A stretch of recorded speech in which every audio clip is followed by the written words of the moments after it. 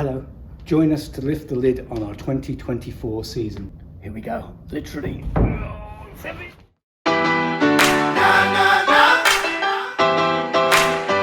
I can finally see that finish line, keep up with my pace.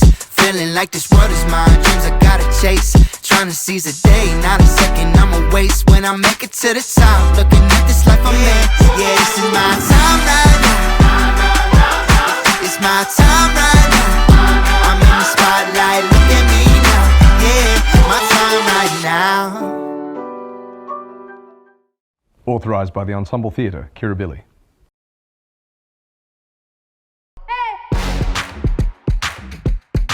The stage just completely comes alive.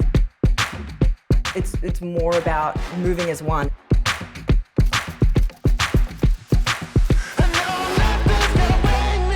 When you think about rugby or any sport, everything is for the team. We are going to be creating that space in this theatre.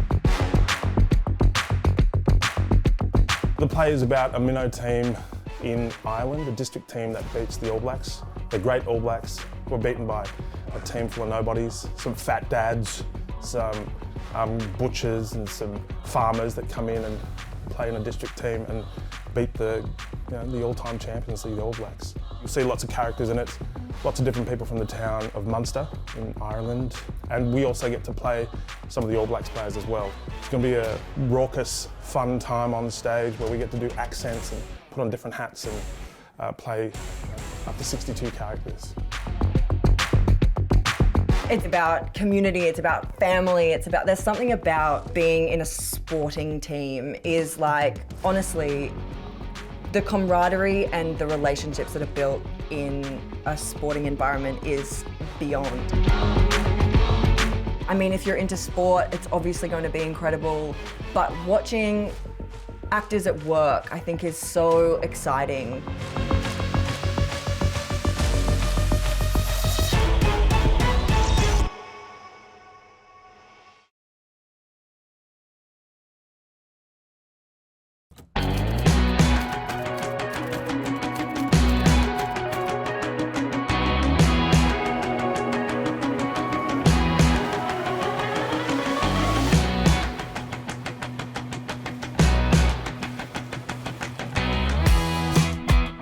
The Great Divide is a story about power and about how power and money and greed can often and always take over the wonderful things in life. David's script is as clever as ever. It's very sharp, it's quite hard-hitting in lots of ways. The dialogue is really fast-paced and the characters are fun yet questionable. The character of Grace is the long-suffering PA to Georgie Parker's Alex. So my character Alex is based on a very significant, powerful woman in Australia. I'm not going to name names, but I'm sure if you came to see the play, it might be pretty clear. She is a woman who has learnt how to get what she wants pretty much any way that will serve her.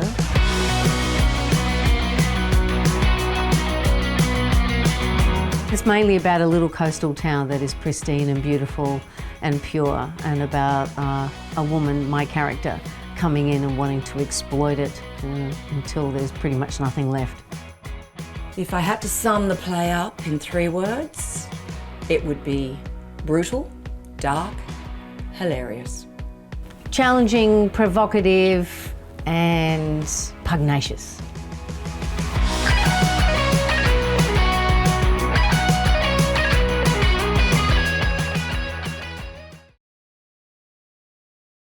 The play is about a very famous writer of fiction.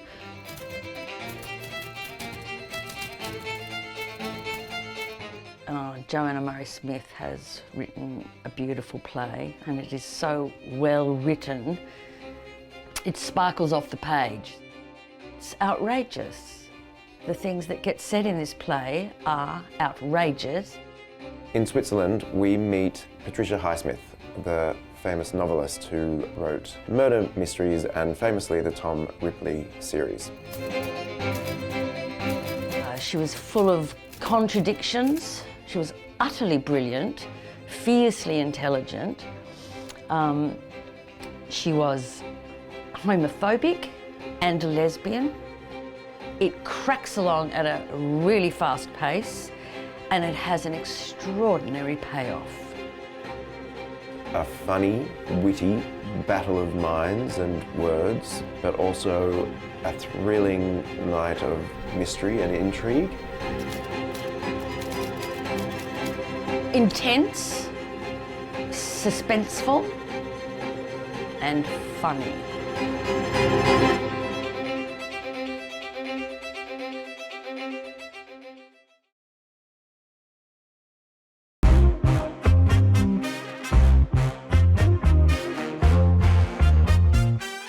You will laugh, you will gasp. They'll probably happen within seconds of each other.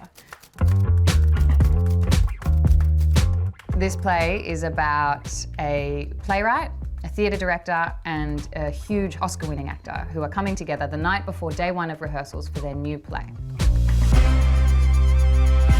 In terms of thematically, Ulster-American does what so much good satire does, which is it exposes hypocrisy and sending that up and skewering that hypocrisy in a really, really fun way. The words are superb. David Ireland is a magnificent writer. He's written a couple of other brilliant plays. It's very, very funny. It is very provocative. It is quite savage. And the subject matter covers a lot of things that are very current. But at the same time, there's this sense of fun and incredible honesty that makes it a very, very funny play. And look, the fact he's just a great writer. He's put lines together that are just hilarious. Everything that sort of turns on a dime is shocking and provocative and horrible and also deeply uncomfortable, which is where the humour comes from. It's quite a genius expose of the darker parts of ourselves and what we do for power.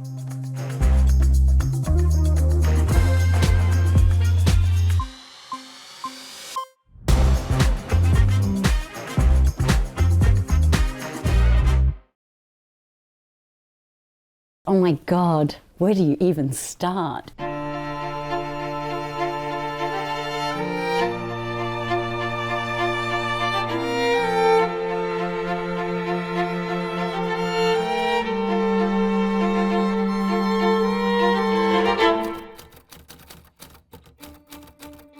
Compelling, hilarious, beautiful. If you are a fan of opera, then of course you're a fan of Maria Callas, and Terence McNally's way of portraying this world and this life is extraordinary. Callas gave her life force to her work and really changed the way opera was performed. It's a dynamic, explosive account. Famous for having huge tantrums. She's called a diva, but she is a woman of greatness. Because instead of it being just about the voice, it also became about a really committed, dramatic performance.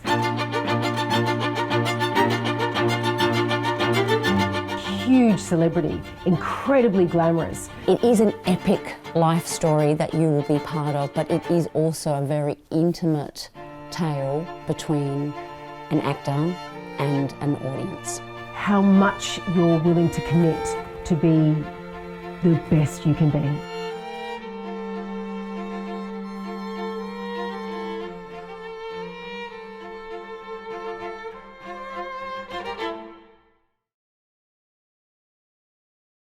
This show is a celebration of one of Australia's great icons, me, and Peter Allen.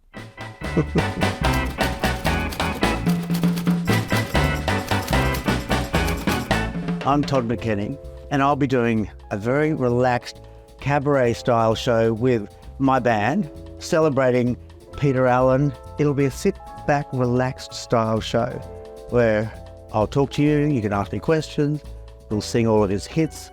25 years ago, I played Peter Allen in the smash hit musical The Boy from Oz. So now 25 years later, I'm coming back to revisit that little artistic seed that, that put me on the map, and I have Peter Allen to thank for my career. People love Peter Allen's Australianness, and they love his sense of fun. He wrote I Still Call Australia Home. He wrote I Honestly Love You. He wrote Tenterfield's Sadler. He wrote Don't Cry Out Loud. These massive, massive worldwide hits. And, he was an Aussie guy from Tenterfield and Armidale. So I think people love the fact that he's an Australian icon.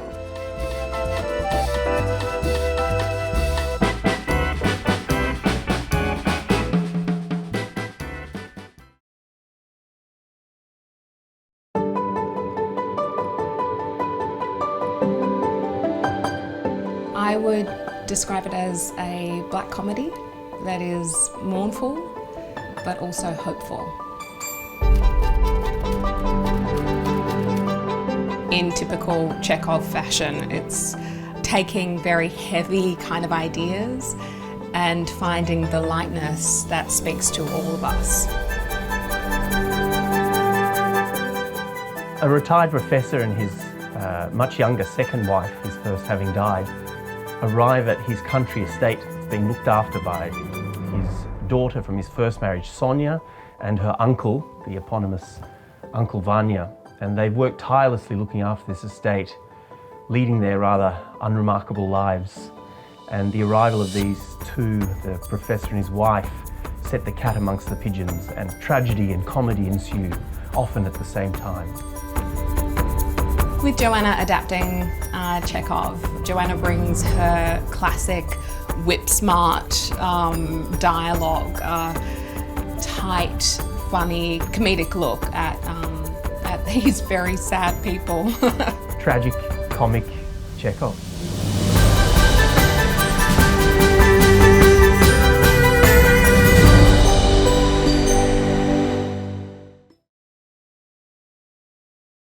Crawfie has gone off her head.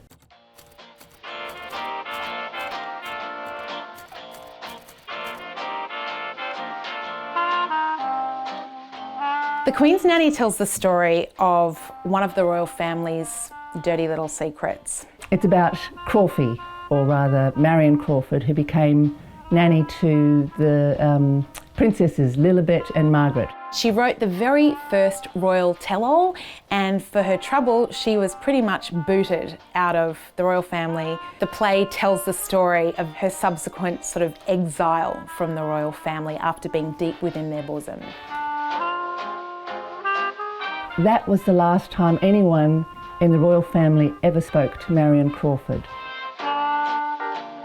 Melanie finds a way to mine it for comic moments and bring the audience in with her humour. It comes down to, I guess, class and the value of people and what people's dreams are and what people are and can become. Who is this family that we swear allegiance to? And are they worthy of that? I'll let the play answer that question, but I think it's a really relevant conversation to be having. If I could describe the play in 3 words, they would be tragic royal comedy. So a trilogy.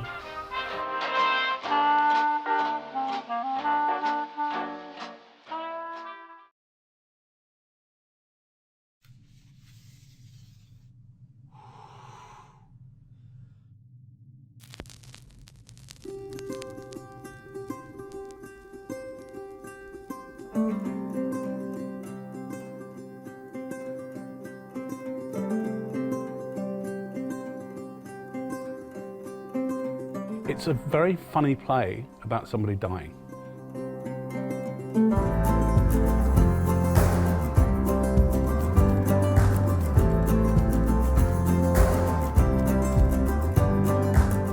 Hi, my name's Hannah Waterman and I'm going to be playing Myra in Colder Than Here by Laura Wade. So I suppose Myra is practical, funny, she's the matriarch, she keeps the family together, And this is her process as she deals with her impending death, that she is very organised. And it's to a certain extent the family sort of asks her to stop and says, we need to be part of this too in order for us to grieve.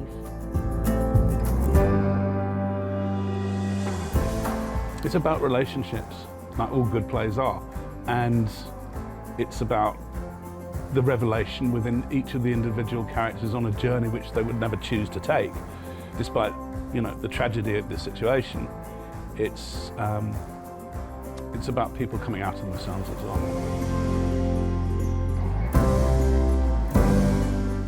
You should be moved to tears, but also moved to tears of laughter as well. It's beautiful and funny and tender, and I think there's something kind of in it for everyone, really.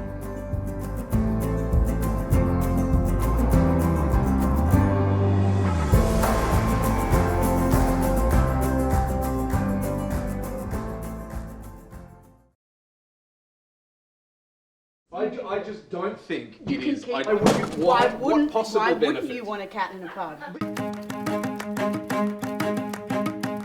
MacGuffin Park is a bit of Rats in the Ranks meets Our Town. The play is about the friendship between two town councillors, Fiona and Jack, and how when the election for local mayor takes off, their friendship is tested and things from their past collide with unexpected turns in the present to produce what we hope is going to be a really fun and biting comedy about whether or not politics and friendship should ever mix. I'm really excited to work on a play by Sam O'Sullivan. He has an incredible knack for dialogue. He has a dry wit and he has an incredible brain, and I think you will find all of those things within this play. Although the ideas are really big, you're going to see the pettiest behaviours come out in the characters on stage. I think it'll be a blast for audiences to watch, and I'm certainly looking forward to playing with Eloise and the rest of the cast in bringing that world to life. Your vote is too important to waste.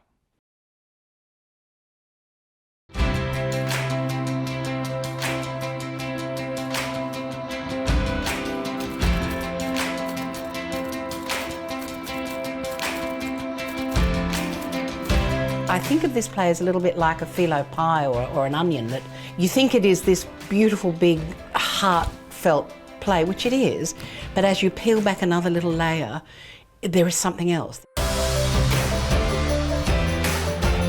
The play's about, maybe we'd say, a misfit or ragtag group of people that they break off and start their own choir, and ultimately it's about connection and friendship and hope and maybe the healing power of music.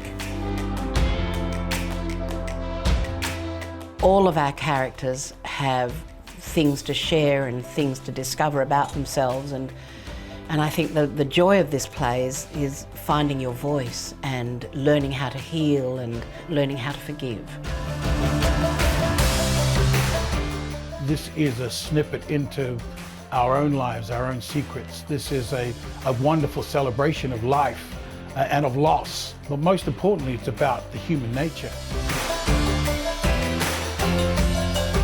It's a beautiful big play with big characters, and there is nothing better than singing in a choir. It's so joyous, it's so full of joy, so you need to come and hear us and find joy.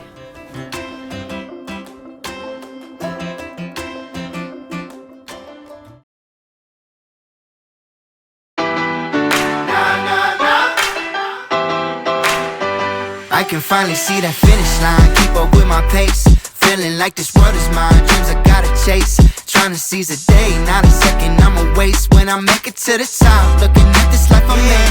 Yeah, this is my time right now. It's my time right now. I'm in the spotlight, look at me now. Yeah, my time right now. Authorised by the Ensemble Theatre, Kirribilli. Yeah, thanks guys, thanks. See ya. Yeah, see you in the theatre next year. Bye.